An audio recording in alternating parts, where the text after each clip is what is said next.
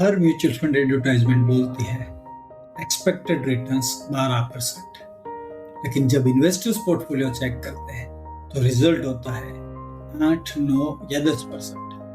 तो नेचुरली सवाल आता है, क्या म्यूचुअल फंड्स झूठ बोल रहे हैं, सिस्टम्स चीट कर रहा है, या हम कुछ गलत समझ रहे हैं? Hi, I am Brijesh Parikh, chartered wealth manager and SEBI registered investment advisor, और आज मैं आपको सिंपल लैंग्वेज में समझाऊंगा कि 12% एक्सपेक्टेड रिटर्न और आपके एक्चुअल रिटर्न क्यों मैच नहीं होते even when you picked a very good fund. एक सिंपल रियल लाइफ एग्जांपल से शुरू करते हैं। दो इन्वेस्टर्स रवि और सुषमा दोनों सेम म्यूचुअल फंड में एसआईपी करते हैं, सेम अमाउंट की, सेम नंबर ऑफ इयर्स। 7 साल बाद रवि का रिटर्न अराउंड 10%, सुषमा का 12.4%। Same fund, same market, same duration, कोई डिफरेंस क्यों? आज हम इसी पजल को क्रैक कर रहे हैं। सबसे पहला सच ये है, CAGR आपका रिटर्न नहीं होता, XRR आपका रिटर्न होता है।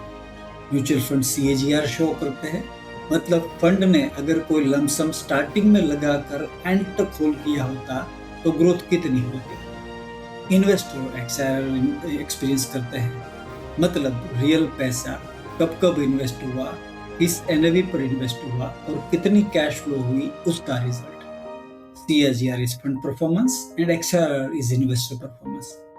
यही मिसमैच कंफ्यूजन क्रिएट करता है। अगला फैक्टर, सीक्वेंस ऑफ रिटर्न्स।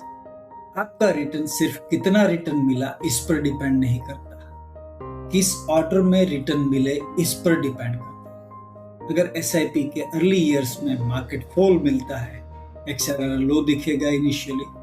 अगर अर्ली ईयर्स में मार्केट रैली मिलती है तो XRR हाई दिखेगा। फंड सेम रिटर्न देता है बट इन्वेस्टर का एक्सपीरियंस अलग होता है। और अब सबसे बड़ा reason, investor timing, not market timing. ज्यादातर रिटर्न्स डिस्ट्रॉय मार्केट नहीं करती, इन्वेस्टर बिहेवियर करता है।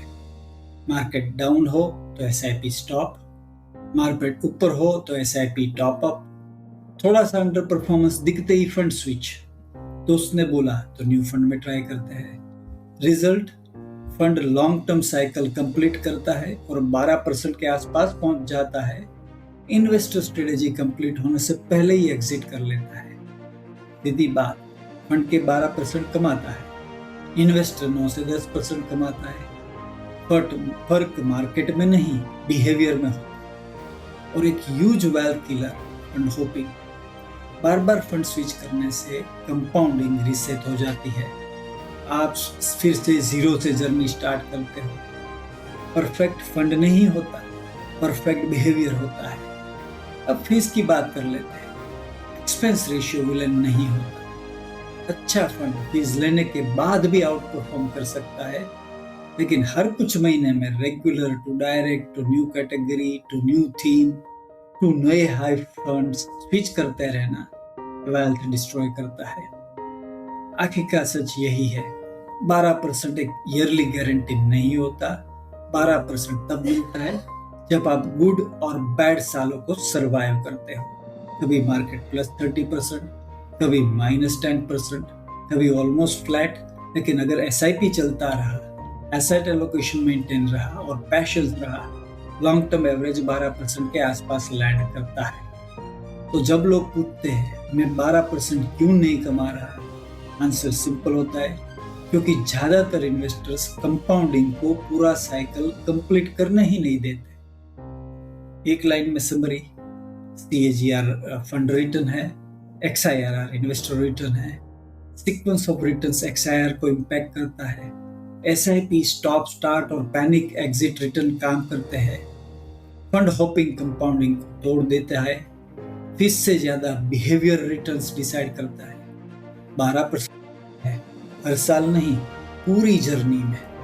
अब आपसे एक इम्पोर्टेंट सवाल, आपके रिटर्न 12% क्यों नहीं आए?